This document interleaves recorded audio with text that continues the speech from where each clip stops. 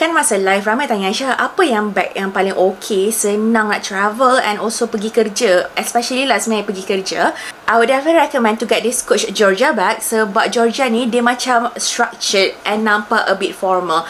We do have more colours tapi video kali ni Aisyah nak tunjuk yang warna hitam dahulu. So for this one dia pakai pebble leather. It's so soft, buttery soft. You can feel the luxuriousnya leather ni kan.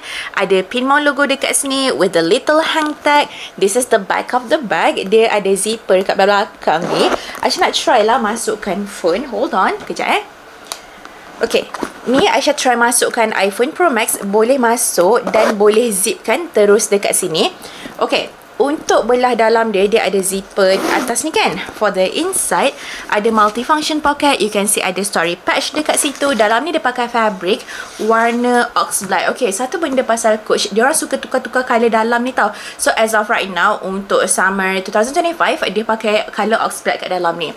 Let me try kalau nak boleh masukkan laptop. So this is MacBook 13 inch.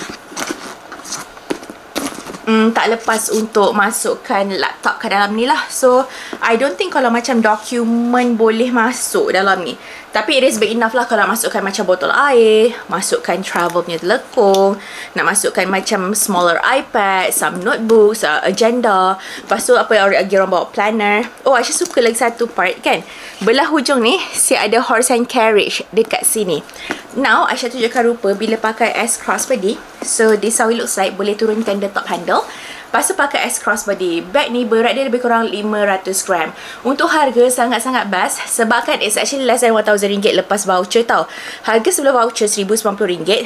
Lepas voucher, you guys tengok sini dapat berapa. Untuk cara pembelian, boleh tekan dekat shopping bag di bawah.